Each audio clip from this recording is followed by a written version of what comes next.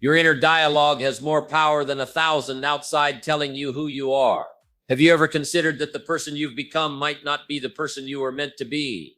The shame you carry was never meant to be permanent. It was meant to be a visitor, not a resident in your life. Yet for many of us, shame has taken up residence, redecorated our internal homes, and convinced us it belongs there. What would happen if today, this very moment, you decided that shame no longer gets to determine your future? I want you to raise your hand if you've ever felt that who you truly are has been buried under layers of what others have said about you. Look around. You're not alone in this room. The universal experience of carrying shame is one of humanity's greatest shared burdens. Yet we suffer through it, believing we're isolated in our experience. The first truth we must confront is devastatingly simple. Shame thrives in darkness and withers in light. When shame remains unexamined, it grows roots into every decision you make, every relationship you build, and every opportunity you either seize or let pass by. I remember working with a man, let's call him Robert, who built a successful construction company from nothing. By external measurements, Robert had everything: financial security, respect in his community, a family who loved him. Yet when we spoke privately, Robert confessed that he still saw himself as the boy whose father told him he would never amount to anything. I've spent 40 years proving him wrong, Robert told me, but I still believe him. This is the insidious nature of shame. It doesn't respond to evidence that contradicts it. You can build empires, raise wonderful children, contribute meaningfully to society, and shame will still whisper, "You're not enough. You're not worthy." If they really knew you, the turning point in overcoming shame isn't in achieving more. It's in understanding a fundamental principle. Your identity and your shame are separate entities that have become fused together. When did this fusion happen? For some, it began in childhood when vulnerability met criticism. For others, it came through a public failure or rejection. For still others, it accumulated gradually through small moments where you internalized messages about your worth. Here's the principle that changes everything. You cannot overcome shame by working harder at being good enough.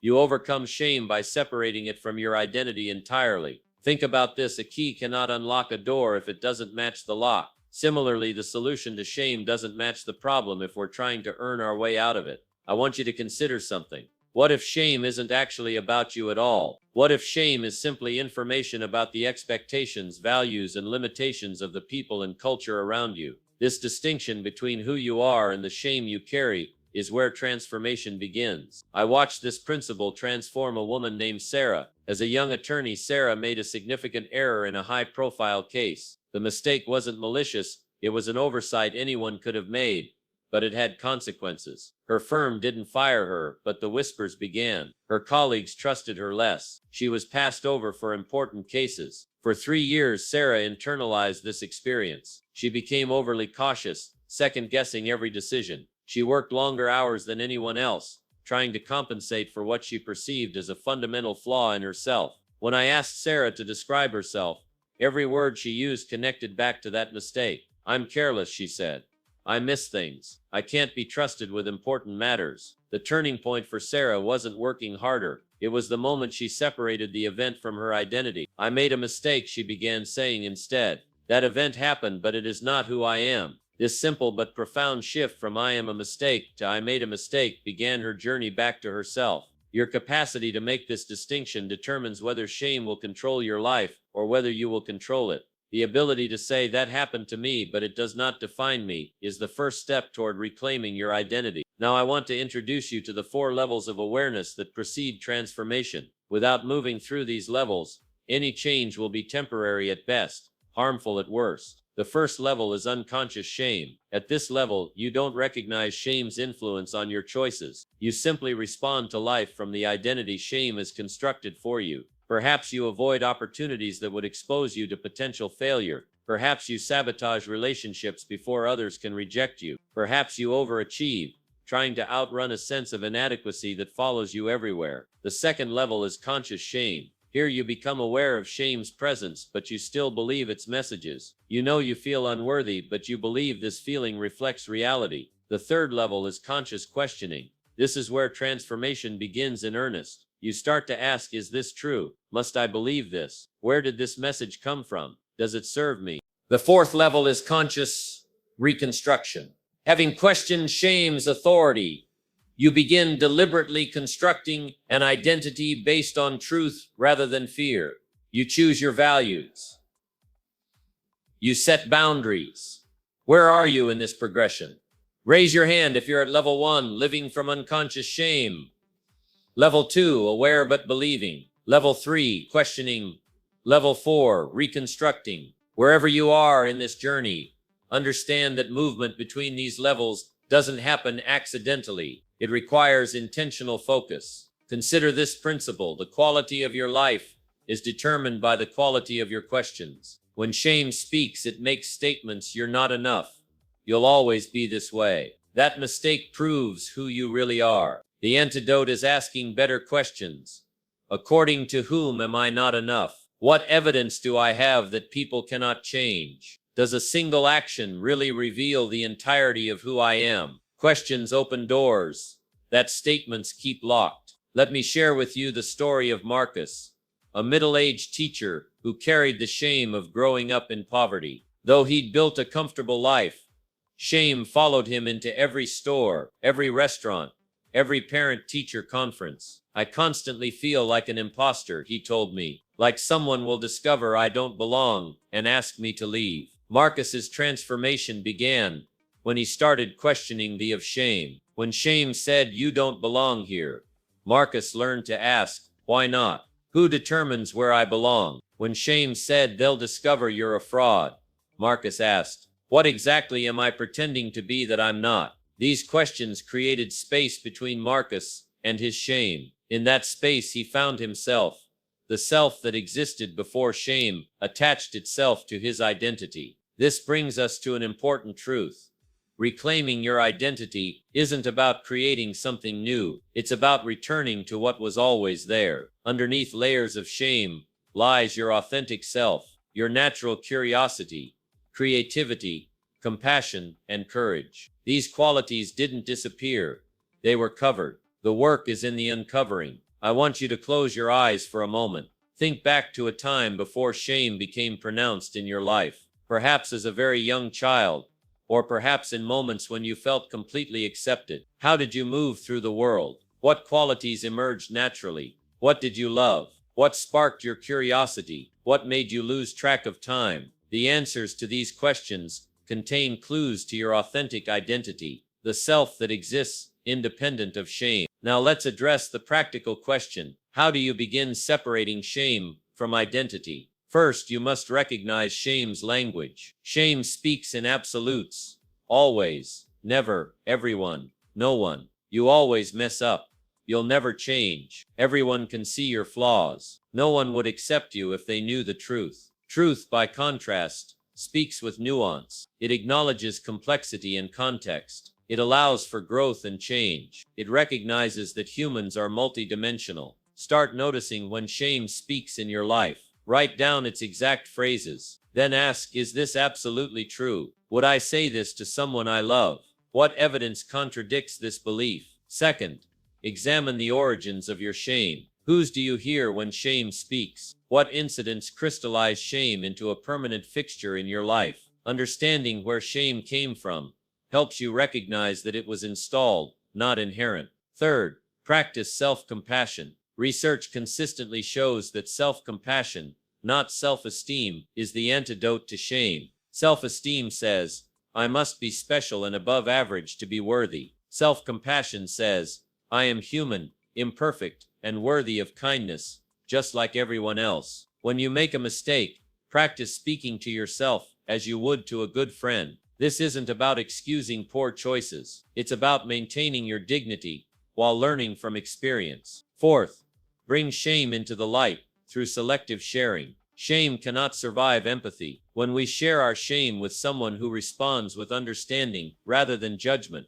shame begins to lose its grip. Choose wisely whom you share with. Not everyone has earned the right to hear your vulnerability. Look for people who can sit with discomfort without trying to fix, minimize, or one-up your experience. Finally, begin rewriting your narrative. You may not control all the events that happen to you, but you control the meaning you assign to them. Consider James, who grew up with an alcoholic parent. For years, his narrative was, I come from dysfunction, so I'm damaged goods. Through intentional work, James rewrote his narrative.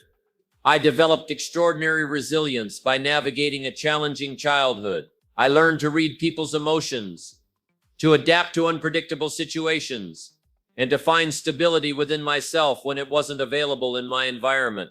These skills serve me and others today. Same facts, different narrative, entirely different identity. What story have you been telling about your life? How might you reframe it without denying the facts, but by extracting different meaning? The work of separating shame from identity isn't a one-time event. It's a practice. Some days you'll feel its freedom completely. Other days, old shame narratives will reassert themselves. The difference is that now you'll recognize them as visitors, not residents. Remember, transformation occurs not in grand, dramatic moments, but in small, consistent choices made day after day. Every time you question shame's authority, you reclaim a piece of your authentic identity. Every time you respond with compassion to your own mistakes, you weaken shame's grip on your self-perception. Every time you share vulnerably with a trusted person, you prove shame wrong about your fundamental worthiness. Every time you reframe your past experiences, you establish yourself as the author of your own story rather than a character in someone else's. These small acts of courage accumulate. The person who takes these steps consistently is not the same person a year later. The internal landscape changes. What would it be worth to you to live without the constant companion of shame? What opportunities might you pursue? What relationships might you cultivate? What gifts might you offer that shame has convinced you to withhold? The choice to separate shame from identity is available to you right now. Not when you've achieved some arbitrary milestone. Not when you feel more confident. Not when the timing seems better. Now. And this choice leads directly to the disciplines that will transform how you experience yourself and the world around you. Because understanding that shame and identity are separate is just the beginning. The real transformation happens when you build new practices that reinforce your authentic identity day after day. The real transformation happens when you build new practices that reinforce your authentic identity day after day. Understanding is only the first step.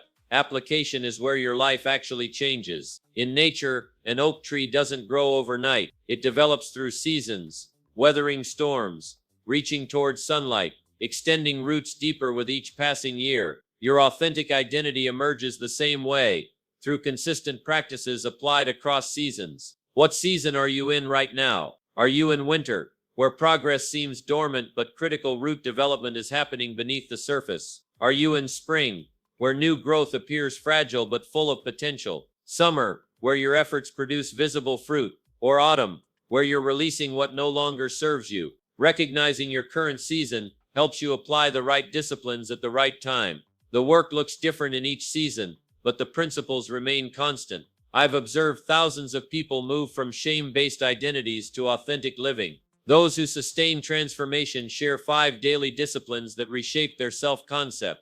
These aren't quick fixes, they're lifestyle changes that, practiced consistently, create dramatic results over time. The first discipline is deliberate association. Show me your consistent companions, and I'll show you your future. The people you regularly interact with shape your identity more than you might realize. When Catherine came to work with me, she couldn't understand why her confidence repeatedly collapsed despite her accomplishments. During our conversation, I asked her to describe her closest relationships. She spoke of a sister who constantly compared their achievements, friends who bonded through self-deprecation, and a romantic partner who joked about her flaws. The sets around you become the sets within you, I told her. You're trying to build a new identity while surrounding yourself with people invested in reinforcing your old one. This created a turning point for Catherine. She didn't eliminate these relationships, but she strategically limited exposure when possible. More importantly, she intentionally developed relationships with people who embodied the qualities she wanted to strengthen.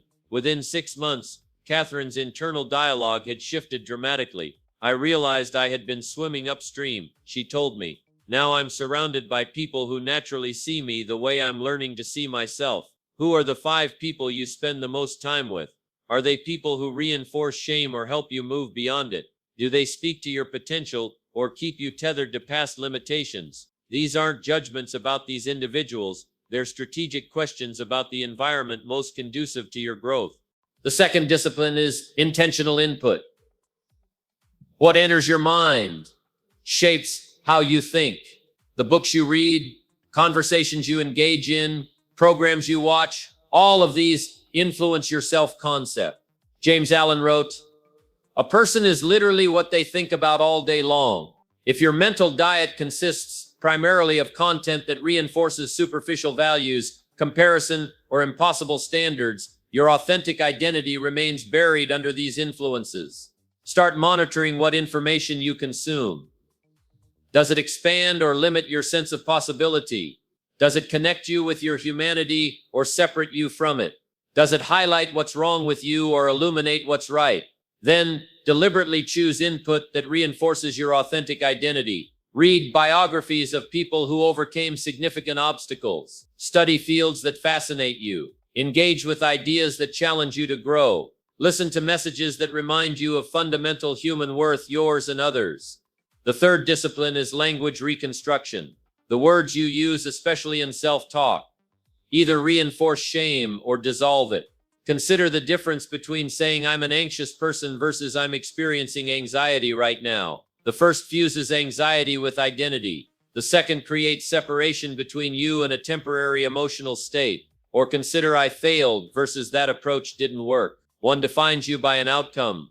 The other describes an event while preserving your capacity to try different approaches. Start catching yourself when you use language that fuses shame with identity. Replace these phrases intentionally. This isn't just semantics, it's rewiring your brain to recognize the distinction between who you are and what you experience. Richard, a business owner, transformed his company culture by applying this principle. After losing a major client, instead of saying "we're not good enough for clients of that caliber," he said, "our approach didn't meet their needs this time. Let's analyze what we can adjust." This simple shift maintained his team's confidence while still addressing necessary improvements. Within a year, they had not only replaced the lost client, but secured 3 others of similar size. The fourth discipline is strategic discomfort. Comfort and growth cannot coexist. To reclaim your authentic identity, you must regularly step beyond the limitations shame has established for you. This doesn't mean reckless risk-taking. It means identifying activities that stretch you without breaking you. Each time you survive discomfort without catastrophe, shame loses credibility.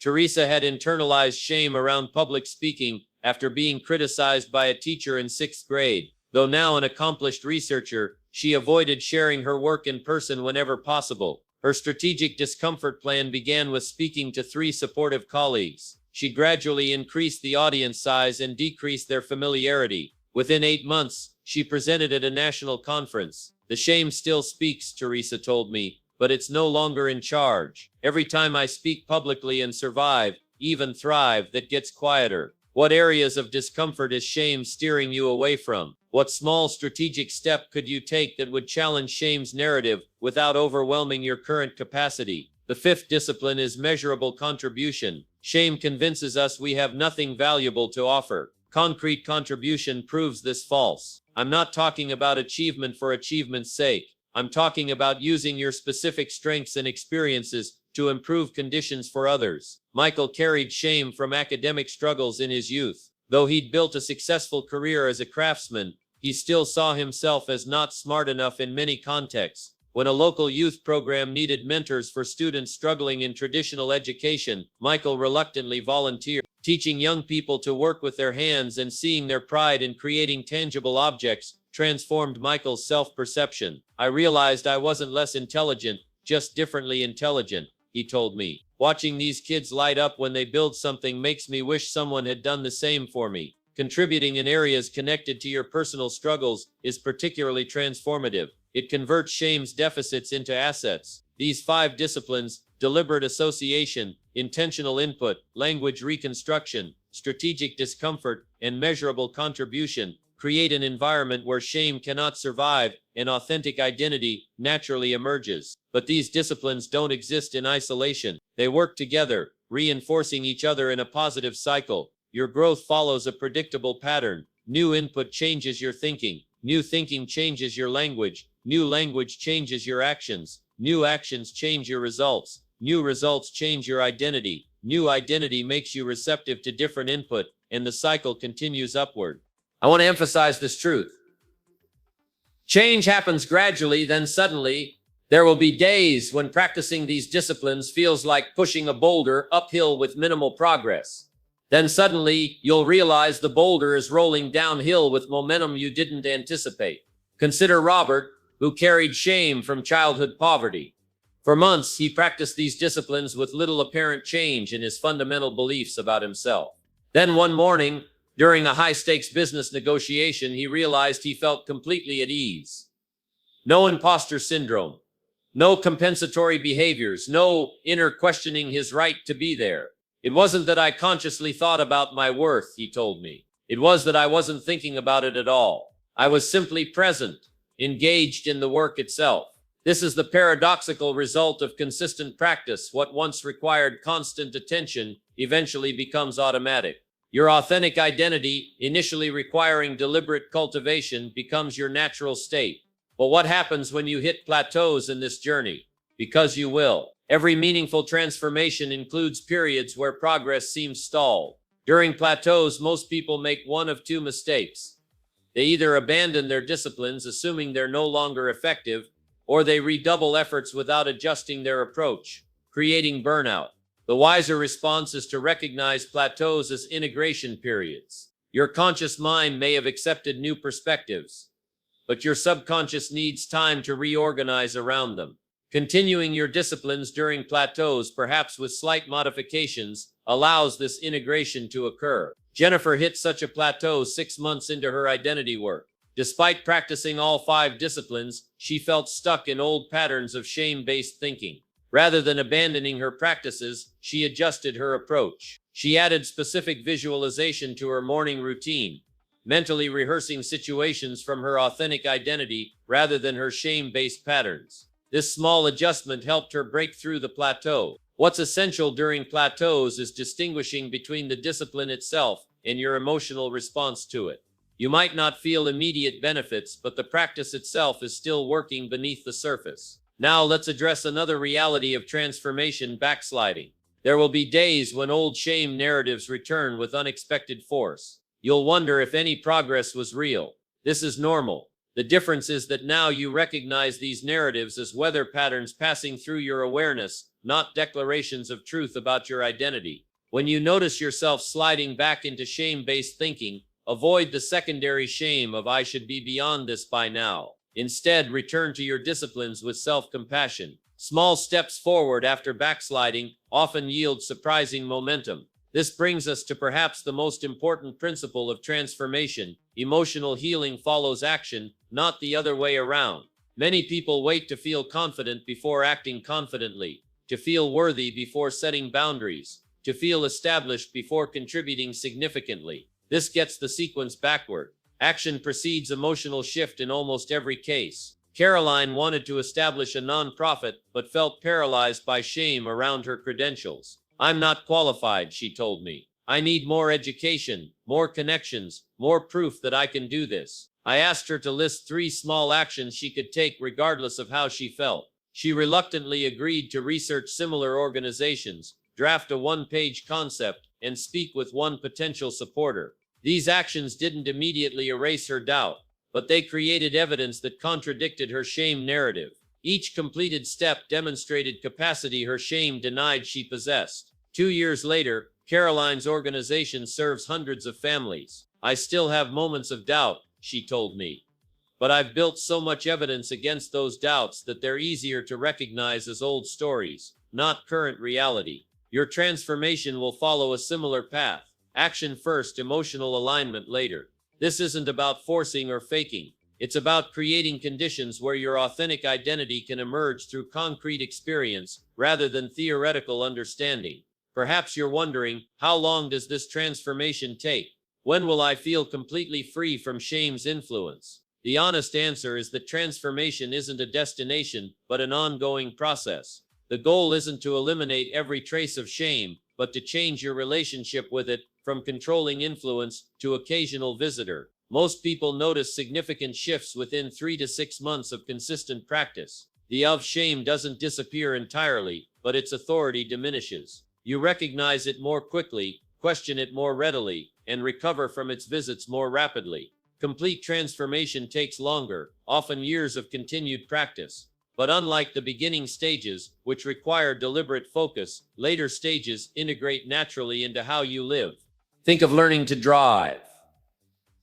Initially, every aspect requires conscious attention, checking mirrors, applying appropriate pressure to pedals, judging distances.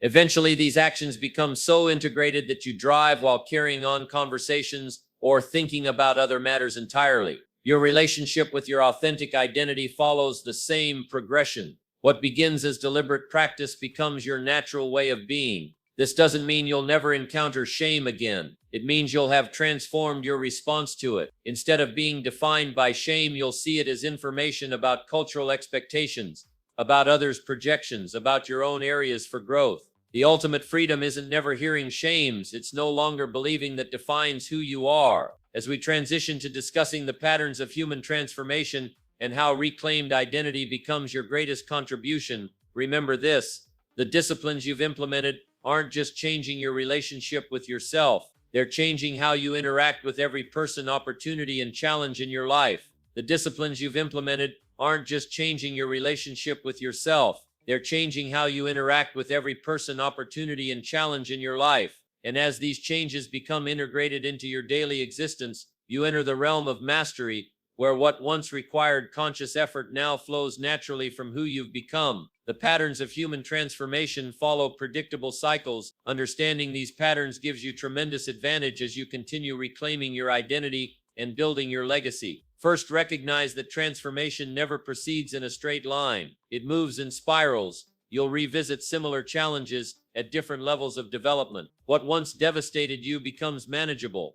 What once seemed impossible becomes routine. Thomas, a corporate executive, described this spiral pattern perfectly. 10 years ago, being criticized in a meeting would trigger days of shame and self-doubt. 5 years ago, it would disturb me for hours. Now I can listen for valuable feedback, discard what isn't useful, and refocus on solutions within minutes. This isn't because Thomas faces fewer challenges or less pointed criticism. It's because his relationship with himself has fundamentally changed. The same external circumstances now produce entirely different internal responses. Second, understand that mastery develops through distinct phases. The beginning phase requires tremendous consciousness. You must think about each step, monitor your reactions, and deliberately choose responses that align with your authentic identity rather than your shame. The middle phase brings inconsistent automaticity. Sometimes you respond naturally from your authentic self.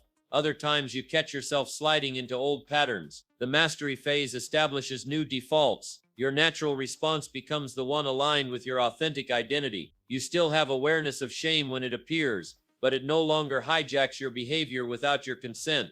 Where once you had to remind yourself, "I am not my mistakes," now you operate from that truth without conscious thought. Where once you struggled to set boundaries around shame-triggering situations, now you naturally protect your well-being without apology or explanation. This progression toward mastery reveals an important truth: your greatest pain, fully transformed, becomes your greatest gift to others. The areas where shame once controlled you become the very places where you offer the most powerful contribution. Raise your hand if you've ever noticed yourself having unusual insight or compassion regarding struggles similar to your own. This is no coincidence. Your personal suffering, when processed and integrated, develops wisdom that cannot be gained through any other means. Elizabeth endured workplace bullying early in her career. The experience left her doubting her professional abilities and questioning her worth. Through deliberate practice of the disciplines we've discussed, she not only reclaimed her confidence, but developed exceptional skill in creating psychologically safe work environments. Today, as a senior leader, she instinctively notices subtle dynamics others miss.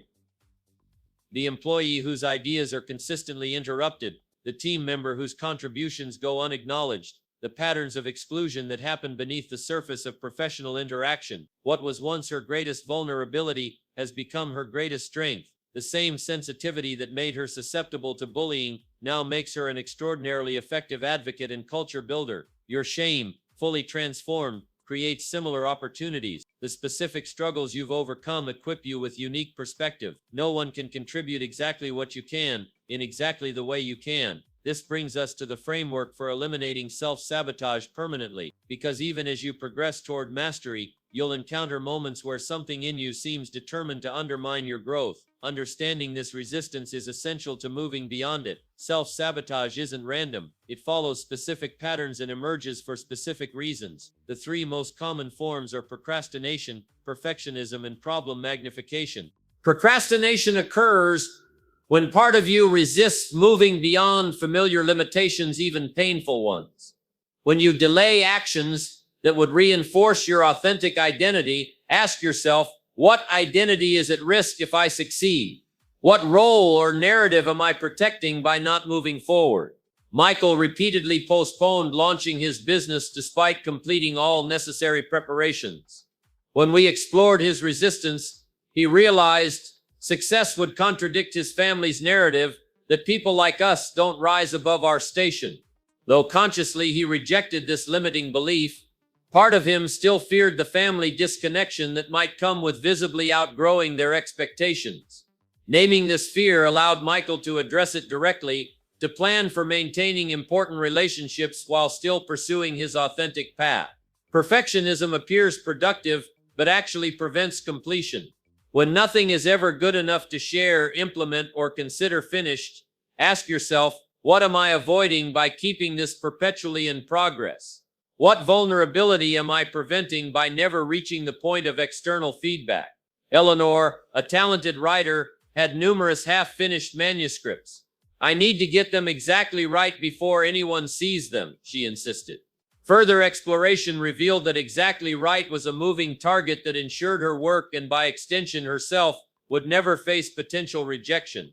Once Eleanor recognized perfectionism as shame avoidance rather than quality control, she established concrete completion criteria for her work. Her first published book received mixed reviews, some glowing, some critical. Both matter less than I expected, she told me. What matters is I'm finally living as a writer instead of just preparing to be one someday. Problem magnification occurs when obstacles become excuses for abandoning identity-aligned action. Small difficulties expand to justify retreat to familiar limitations. When you hear yourself saying, I can't, because, examine whether the obstacle warrants the conclusion. Anthony abandoned fitness commitments whenever his routine was interrupted. Travel, illness, even unusual work hours became reasons to stop completely rather than adapt. I realized I was secretly relieved when these disruptions occurred, he admitted.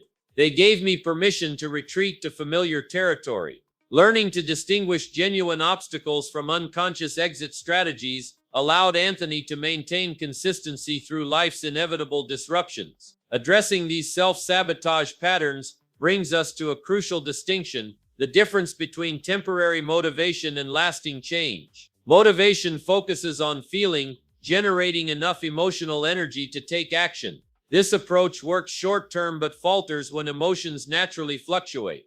Lasting change focuses on structure, creating environments and systems that support your authentic identity regardless of momentary feelings. Sarah struggled with establishing a reflective practice that research shows reduces shame's influence. Initially, she relied on motivation, practicing inconsistently when she felt inspired. Progress was minimal. When Sarah shifted to structure, scheduling specific times, preparing her space in advance, removing distractions, and establishing accountability, her practice stabilized. Some days I still don't feel like doing it, she acknowledged, but the structure carries me through those periods. This principle applies to every aspect of identity reclamation. Build structures that support your authentic self rather than relying on fluctuating motivation. Structure includes physical environments, time allocations, supportive relationships, feedback mechanisms, and measurement systems that reinforce identity-aligned behavior. Motivation gets you started. Structure keeps you going. With self-sabotage addressed and supportive structures established, you're ready to build an unshakable foundation for your authentic identity, one that withstands both external pressure and internal resistance. This foundation consists of three elements: crystal clear values, non-negotiable boundaries, and purpose beyond yourself.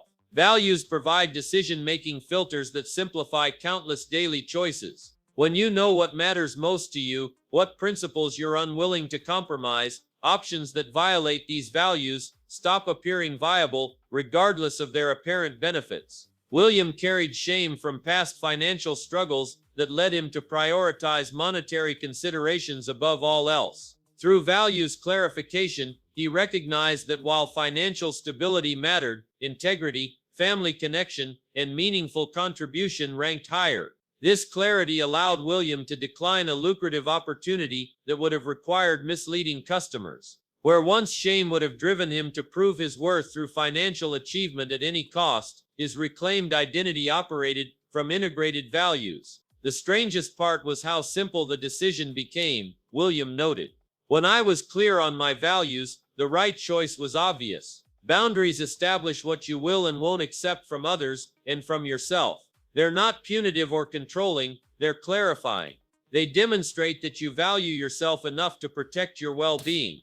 Elena struggled with boundaries because shame convinced her that maintaining relationships required accepting mistreatment. As she reclaimed her identity, she established clear parameters around her availability, the behaviors she would tolerate, and how she would respond when boundaries were crossed.